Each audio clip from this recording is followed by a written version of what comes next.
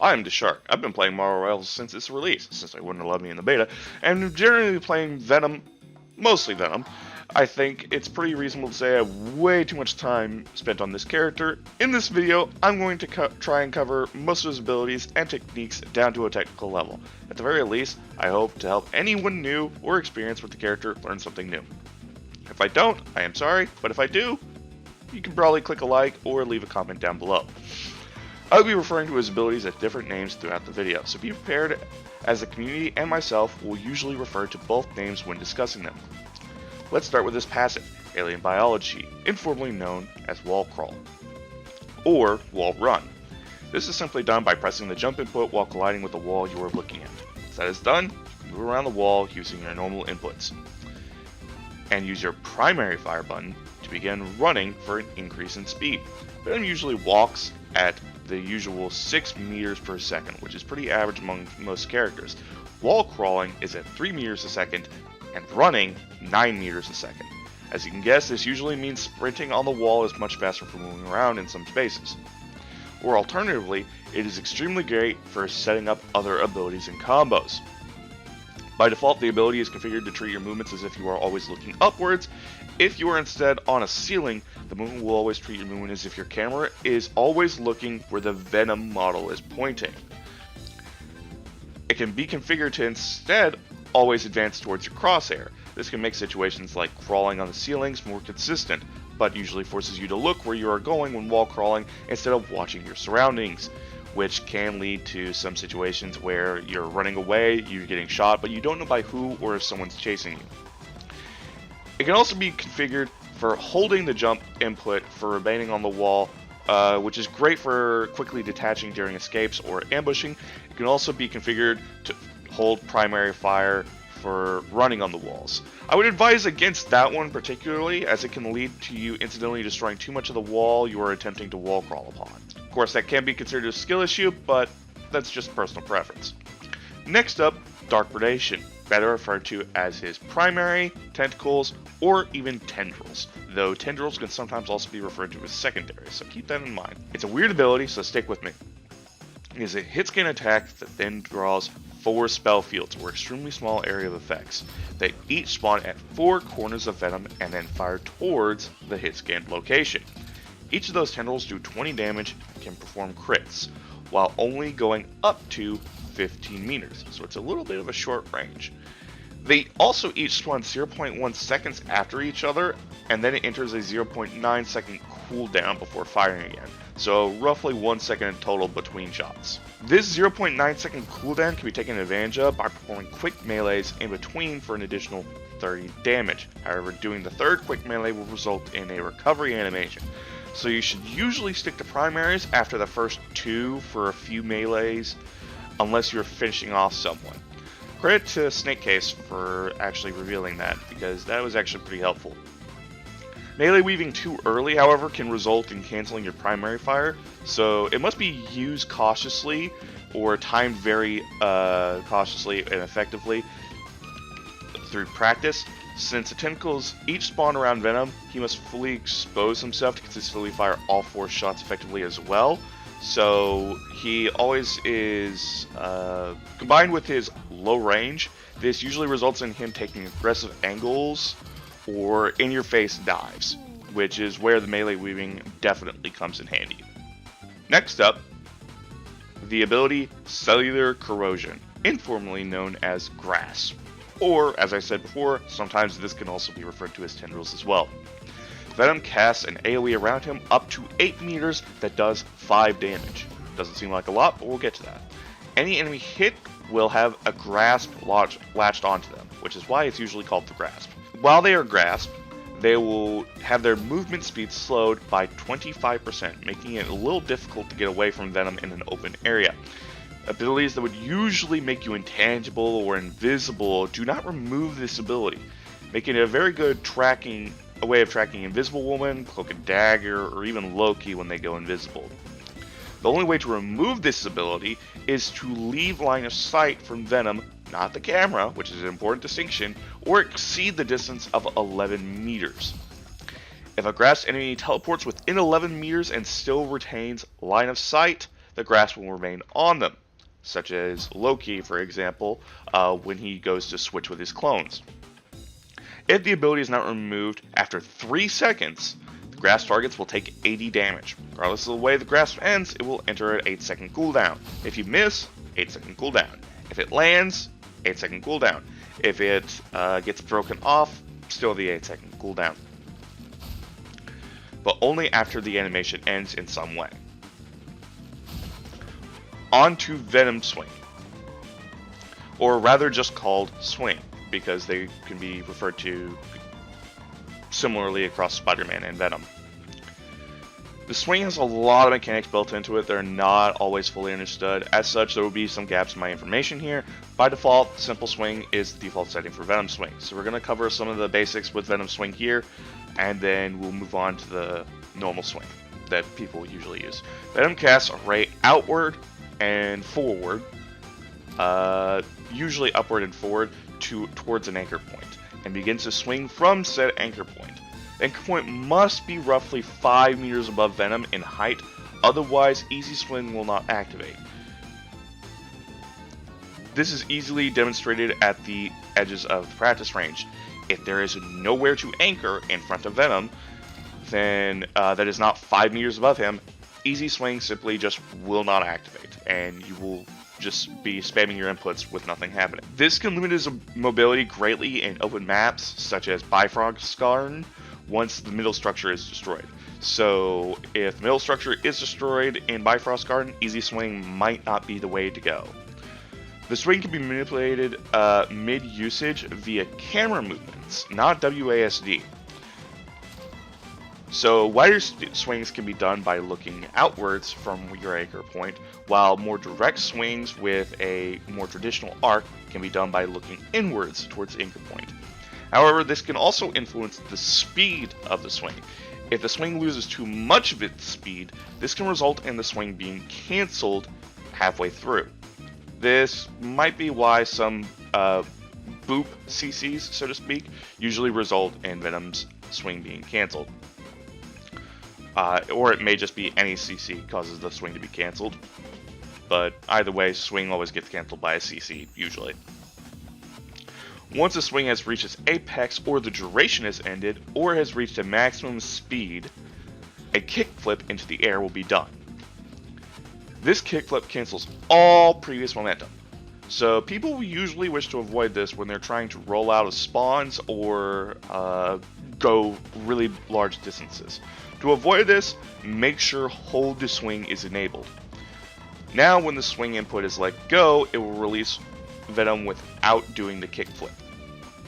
This is assuming they did not already reach the end of the duration or apex of the swing before you did that, as you cannot swing indefinitely with some exceptions, unless you manipulate the camera in very, very precise ways.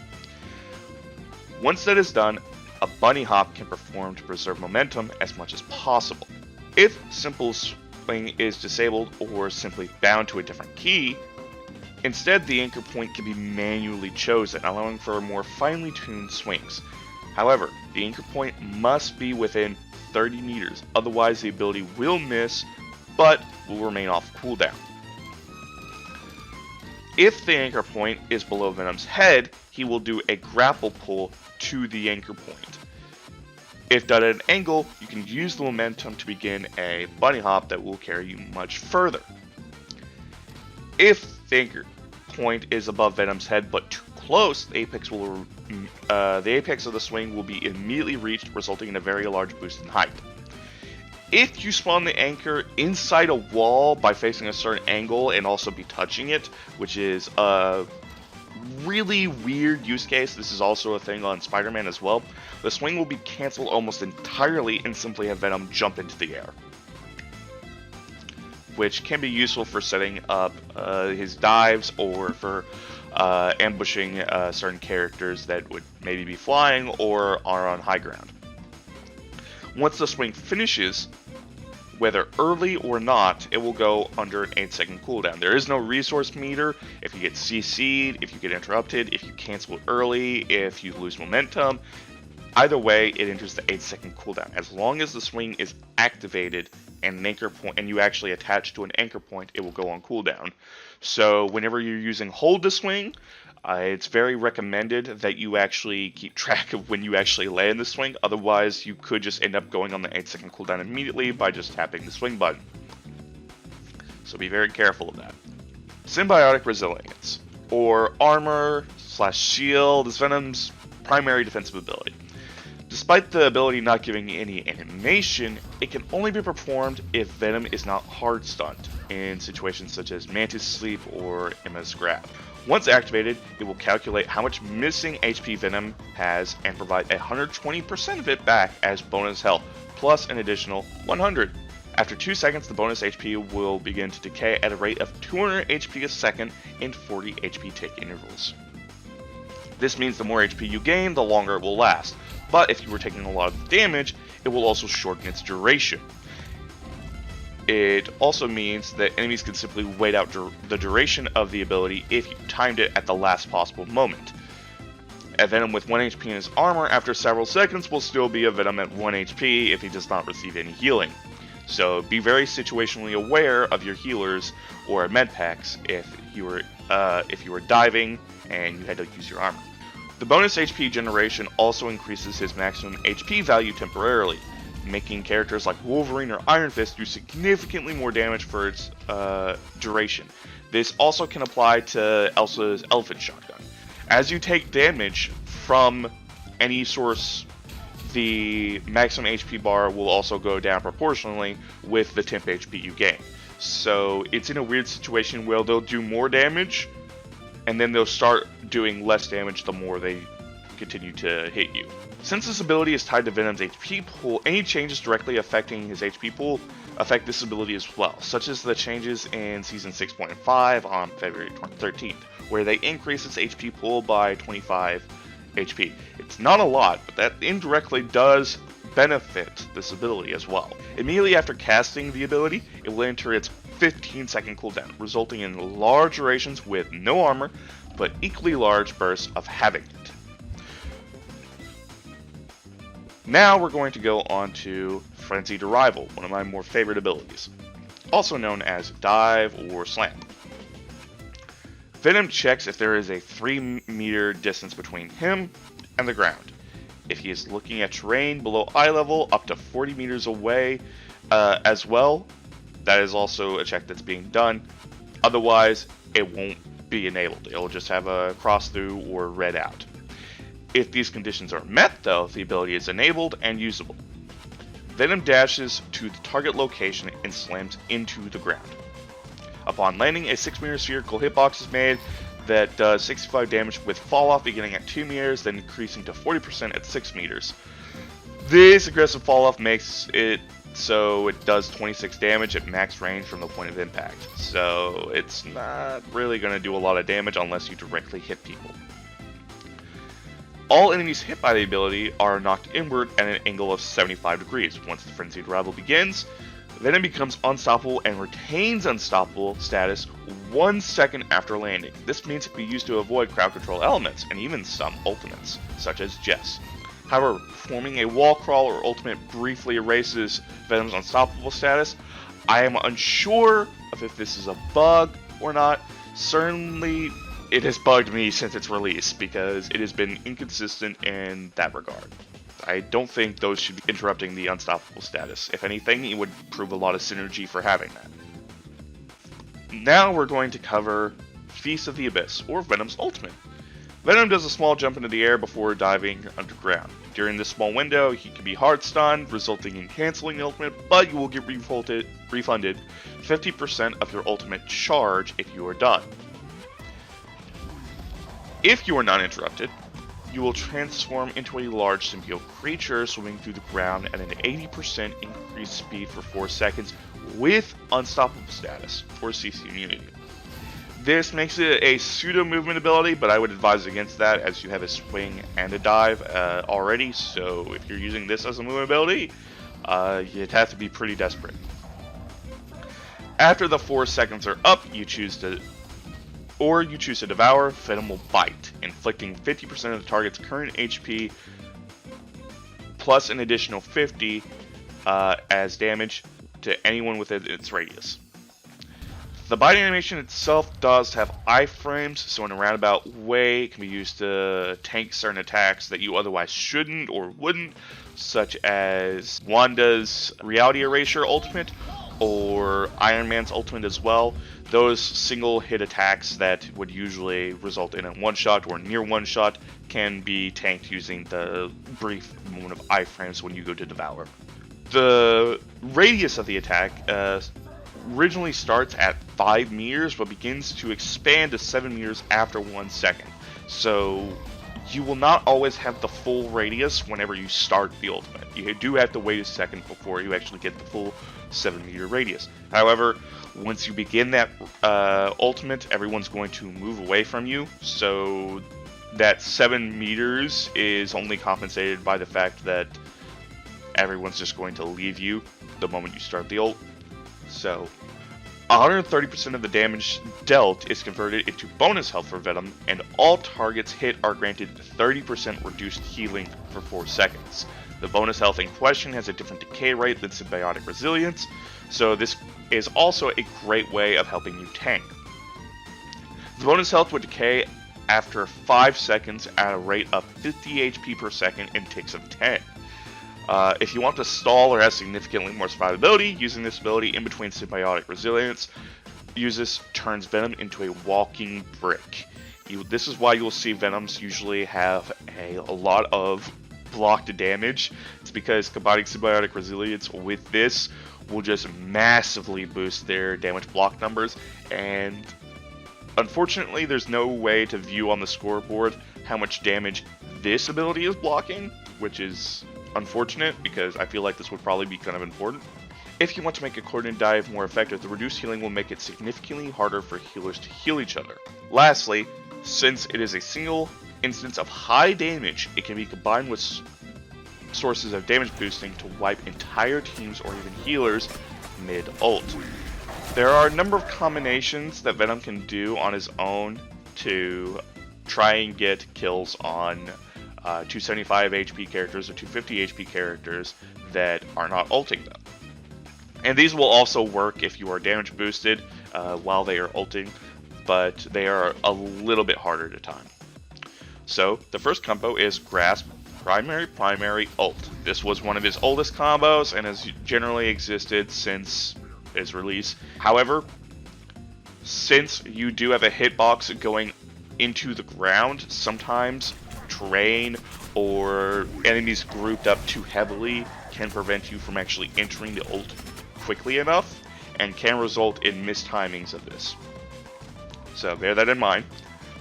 The next one is Grasp, Primary, Quick Swing and a Dive, then Ult, the all or nothing combo.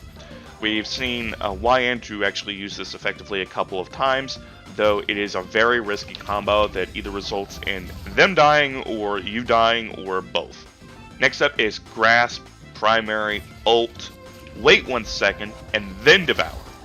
This one I recommend the most. This is the one that's been taken off quite a lot lately, because whenever you Grasp and you Primary, you're still getting that little bit of damage in, and then when you go to Ult and wait 1 second, you are also getting the full distance out of it, 7 meters. Not to mention that you're also being a little bit CC immune when you go to do that. A lot of people like to CC Venom 2 seconds or a second after he dies or creates the Grasp, so having that CC immunity while he's in his ult does help quite a lot. The Grasp and ult alone can kill 250 HP targets, but 275 HP targets will survive if they are at max health at the beginning of the combo. This is why landing your primaries and why healings over times are kind of detrimental to Venom. But if you are diving, keep track of characters like Atom, Mantis, Deadpool, Gambit, Jeff, and Rocket, as these are non-flying 250 HP healers. Though be warned, Atom's Soul Bond reduces damage, and Deadpool's healing factor can save him from a lethal hit. So it's possible that you actually won't be able to kill these two of these characters if the Soul Bond's active or if Deadpool hasn't used his healing factor yet. There's more fine details such as tech and everything that can be done, but I wanted to cover the abilities themselves in question. and I think this was a pretty good point. Probably gonna have to edit this a lot to at least be somewhat watchable, or at least a lot more than I usually do, which I don't usually do a lot. So forgive me if there's a little bit of choppy edits or anything like that. But I do hope you guys enjoy. As of recording, season 7 hasn't even come out yet. But I have read the patch notes, and it does unfortunately look like they're nerfing animation cancel tech that I'm not going to add to this video, but Snakecase has covered in the past quite a bit. I do hope you all enjoy. Have a good rest of the day. Bye.